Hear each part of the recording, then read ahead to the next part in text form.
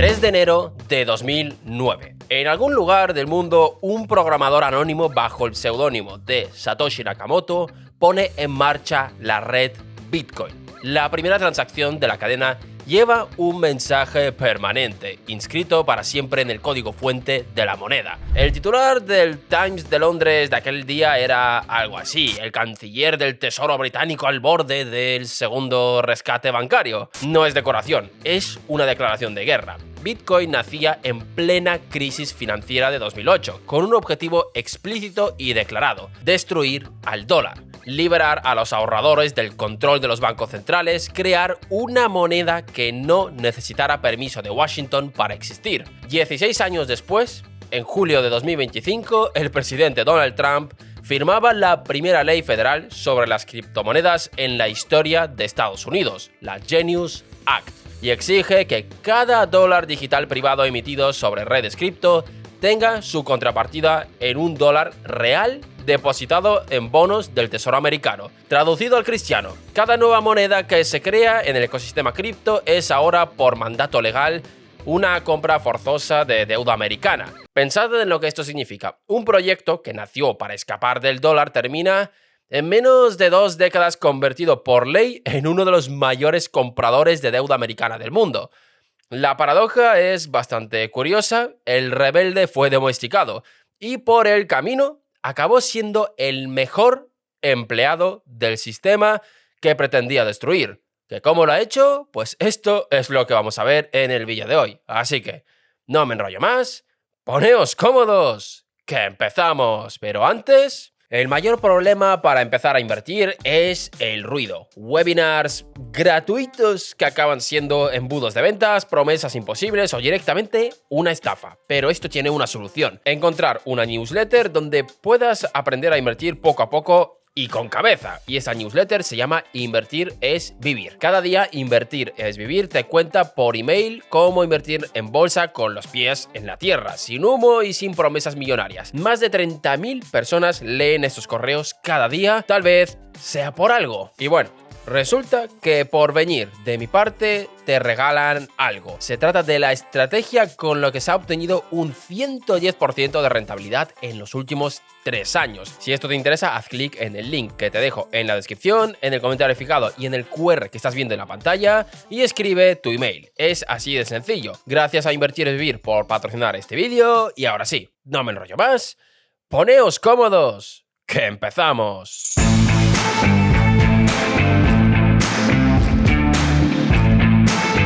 Para entender el viraje hay que entender el origen, y para entender el origen hay que volver al contexto exacto en el que nace Bitcoin. Otoño de 2008. La economía mundial se cae a pedazos. Bear Stearns ha sido vendido con urgencia a JP Morgan en marzo por $2 la acción.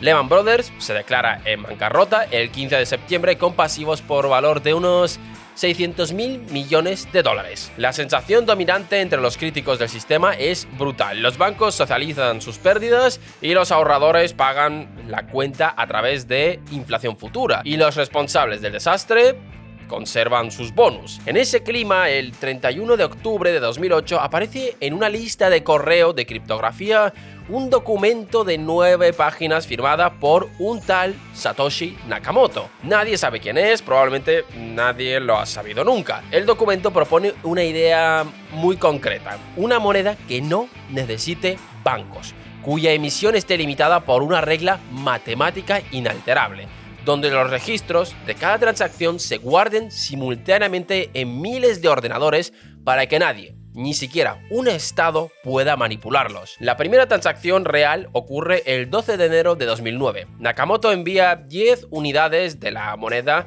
al criptógrafo californiano Hal Finney.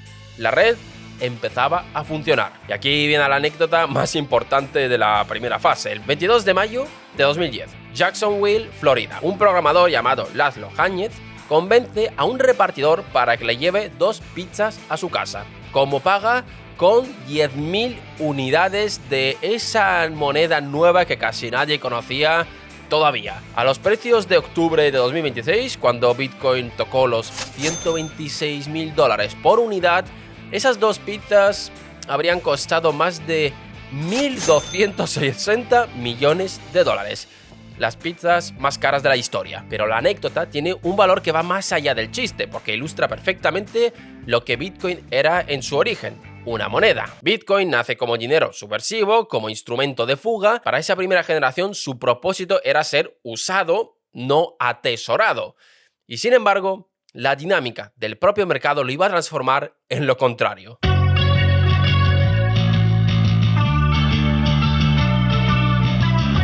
Aquí entra el primer gran giro, y es probablemente el más importante de toda la historia, porque ocurre dentro de la propia comunidad cripto, sin presión externa, por decisión propia. Os explico. Hacia 2014 la red Bitcoin empieza a tener un problema serio. Cada bloque de transacciones originalmente tenía un tamaño máximo de megabytes fijado por el propio Nakamoto. Esa limitación servía para mantener la red descentralizada, pero también imponía un techo a cuántas transacciones por segundo podía procesar la red. Y conforme Bitcoin crecía, ese techo empezaba a ahogar el sistema. En ese escenario aparecen dos facciones dentro de la comunidad y empieza una especie de guerra civil que duraría 3 años. La primera facción defendía los grandes bloques. Argumentaban que Bitcoin debe expandir el tamaño máximo del bloque para procesar más transacciones por segundo, para que la moneda funcione como un dinero usable, para pagar el café, la cena, los servicios públicos, para cumplir el proyecto original de ser dinero electrónico. La segunda facción buscaba todo lo contrario: los bloques pequeños. Argumentaban que aumentar el tamaño centralizaría la red en pocos actores con recursos para sostener la infraestructura, y que es preferible que Bitcoin no sea moneda cotidiana, sino una reserva de valor, vamos, una especie de oro digital. ¿Qué pasa al final? La facción de los bloques pequeños gana. El 1 de agosto de 2017, los partidarios de los grandes bloques se separan, creando una cadena nueva llamada Bitcoin Cash. Bitcoin original conserva el megabyte, y con el megabyte conserva su nueva orientación: lenta, cara de transferir, cada vez más alejada del uso cotidiano, pero perfecta para acumular como reserva. Pensad en lo que significa esa decisión. La propia comunidad cripto, sin que nadie de fuera se lo impusiera, decidió convertir Bitcoin en oro digital antes que en dinero. Bitcoin dejó de ser dinero para convertirse en oro, y eso lo cambió todo. A partir de 2017, Bitcoin es un activo, una clase de activo como el oro, como las acciones, que sirve para guardar valor, no para gastarlo. Su volatilidad es demasiado alta para usarlo como medio de pago, pero perfecta para especular. Y aquí está el detalle clave: en el momento en que Bitcoin se convierte en activo, deja de ser una amenaza al dólar y se convierte en algo que el dólar puede absorber. Porque el dólar históricamente no compite con activos, compite con monedas. Y un activo no es una moneda. Un activo es algo que se compra y se vende, algo que necesita un mercado, algo que necesita custodios, intermediarios, reguladores, brokers, es decir, todo lo que Bitcoin se propuso a evitar.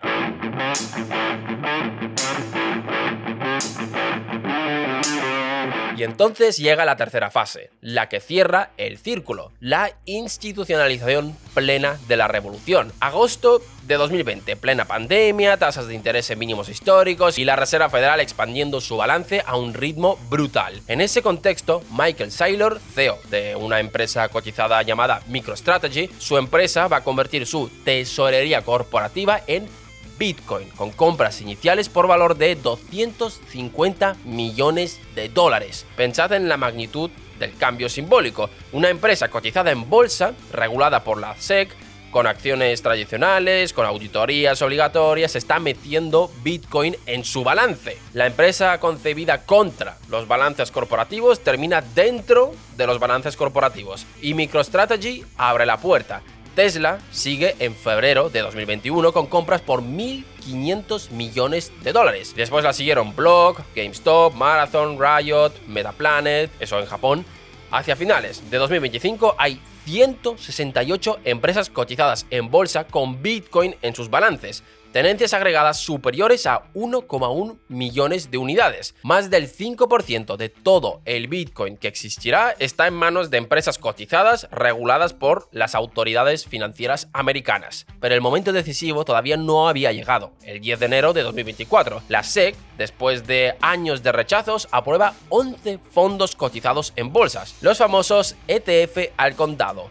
BlackRock, Fidelity, ARK Invest. Esos fondos permiten a cualquier inversor tradicional comprar exposición directa a Bitcoin sin custodiar las llaves privadas. Y ahora bien, antes de seguir, ¿qué es un ETF? Son las siglas del Exchange Trade Fund, en castellano, fondo cotizado en bolsa. Y la idea del fondo es muy sencilla. Imaginad que vosotros queréis invertir en oro. Tenéis dos opciones. La primera es ir a una tienda especializada, comprar lingotes físicos, llevároslo a casa y meterlos en una caja fuerte. Tenéis que custodiarlos, tenéis que asegurarlos, tenéis que preocuparos por si os los roban y cuando queráis venderlo tenéis que volver a la tienda y aceptar el precio que os den ese día. Pero hay otra opción y es comprar ETF de oro. Pagáis con vuestro broker, igual que pagáis una acción de Telefónica o de Inditex, y detrás del ETF, una gestora profesional, en este caso BlackRock o Fidelity, sí que compra y custodia el oro físico real. Vosotros sois propietarios indirectos de una fracción de ese oro.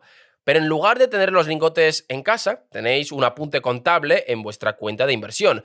Cuando queráis vender, lo vendéis con un clic. Pues lo mismo pasó con Bitcoin el 10 de enero de 2024. Hasta entonces, si querías invertir en Bitcoin, tenías que abrirte una cuenta en un exchange como Binance o Coinbase, generar una wallet, custodiar tus llaves privadas y rezar para que no te las hackeen o, bueno, que te olvides. Procesos que para el inversor tradicional resultan complicados, intimidantes y cargados de riesgos operativos. Con la aprobación de los ETF al contado, eso cambió radicalmente. Ahora cualquier inversor puede comprar exposición directa a Bitcoin desde la misma cuenta donde compra acciones del Banco Santander o los bonos del Tesoro americanos. Resultado, en menos de 2 años, los ETF de Bitcoin captaron flujos netos por valor de 62.000 millones de dólares. El fondo IBIT de BlackRock pasa a ser uno de los productos de mayor crecimiento en la historia del gestor. Y por si quedaba alguna duda sobre el viraje, en marzo de 2025, Trump firma una orden ejecutiva creando una reserva estratégica de Bitcoin para Estados Unidos. El estado contra el que Bitcoin nació termina poseyendo Bitcoin como reserva nacional.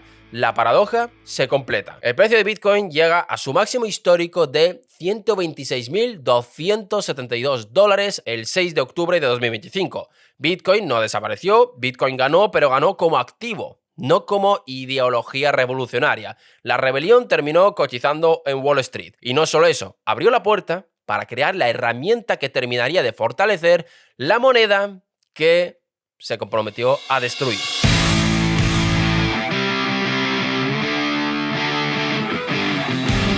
Y aquí llega la pieza que cierra la paradoja con un giro todavía más extraño. Si Bitcoin termina absorbido por el sistema, las stablecoins van un paso más allá.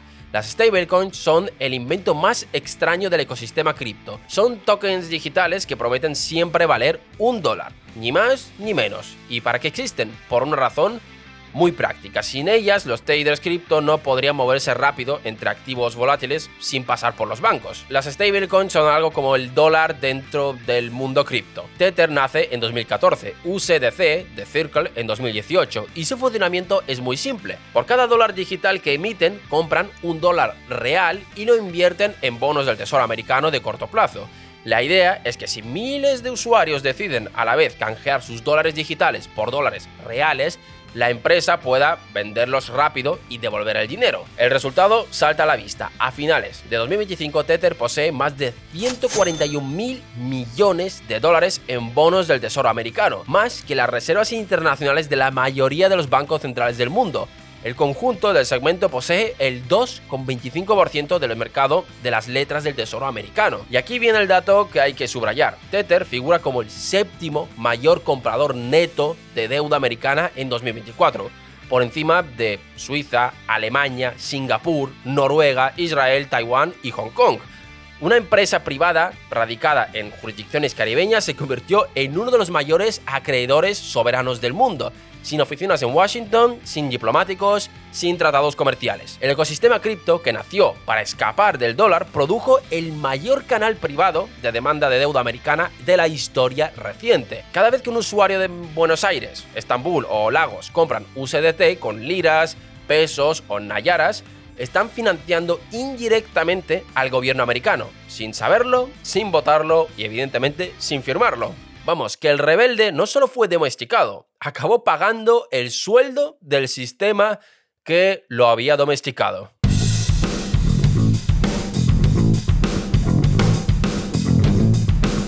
Y aquí entra el efecto que casi nadie cuenta, y que es probablemente el más importante de todos a largo plazo: las consecuencias geográficas del fenómeno. Más del 70% del volumen mundial de transacciones en stablecoins ocurre fuera de Estados Unidos.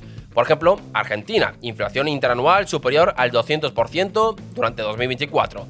El peso pierde el 78% de su valor frente al dólar en 12 meses. ¿Qué hacen los argentinos? Compran USDT. El volumen de transacciones de esta moneda contra el peso pasa de 2.100 millones de dólares en 2023 a más de 4.700 en 2024, más del doble en un año. La dolarización formal que prometió Javier Milei perdió tracción legislativa, pero la dolarización informal, mediante stablecoins, avanzó sin obstáculos. El argentino medio se dolarizó por su cuenta sin esperar al gobierno. Por otro lado tenemos Turquía. La lira pierde el 60% de su valor entre 2023 y 2024. Los volúmenes mensuales de transacciones en stablecoins superan los registrados en cuentas bancarias de moneda extranjera. Los turcos se han pasado al USDT a una velocidad que los reguladores no consiguen frenar. En tercer lugar tenemos Nigeria. La naira pierde el 70% de su valor entre 2023 y 2024. El Banco Central nigeriano lanza un dólar digital propio, el e-naira, con la esperanza de capturar el espacio que las stablecoins ocupan informalmente. Resultado: menos del 1% de los nigerianos usa el e-naira, mientras que el 35% usa stablecoins americanas. La moneda oficial pierde frente a la moneda no oficial. Y a esto se suman dos casos extremos. Venezuela, donde la hiperinflación entre 2017 y 2021 llegó a picos de 1,7 millones puntos porcentuales anuales. Los venezolanos se pasaron al USDT vía Binance, P2P y plataformas locales. Y luego está el Líbano, que después del colapso bancario en octubre de 2019 congeló 80.000 millones de dólares en depósitos. Y el libanés, que había perdido el acceso a sus dólares físicos depositados en el banco, encontró en USDT un sustituto que al sistema bancario formal había dejado de garantizar. Estados Unidos ha conseguido extender el alcance de su moneda a millones de ahorradores que nunca pisarán un banco americano, sin embajadas, sin acuerdos comerciales, sin programas oficiales de asistencia, solo a través de un teléfono móvil y un código QR. Es probablemente la expansión imperial más barata de la historia monetaria. Roma necesitaba legiones para imponer el denario. Inglaterra necesitaba flotas y colonias para imponer la libra. Estados Unidos solo necesita que un programador anónimo escriba en 2008 un protocolo descentralizado y que el dólar se extienda solo.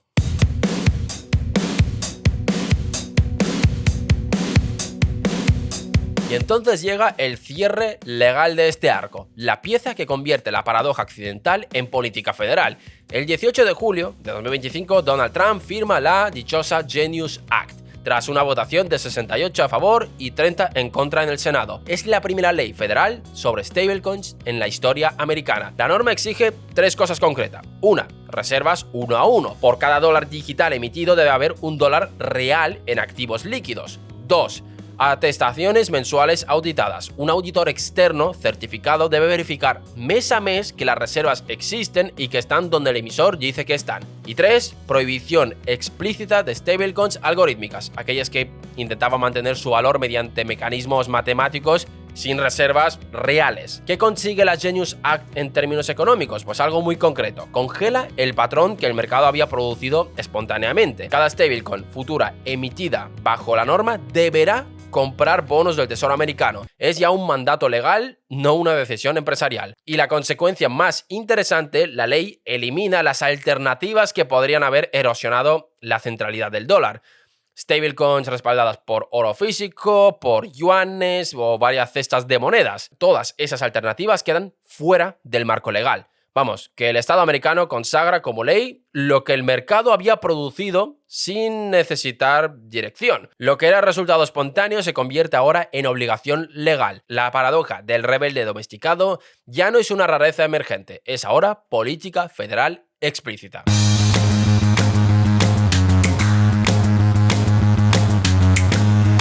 Volvamos a la tesis del principio y conviene cerrar con algo de perspectiva histórica. La historia monetaria de los últimos siglos registra varias hegemonías. El florín holandés ejerció su dominio durante el siglo XVII. La libra esterlina mantuvo su rol central entre 1815 y 1914. El dólar ha dominado desde Bretton Woods en 1944. Cada hegemonía monetaria ha caído antes o después. Ninguna ha durado para siempre.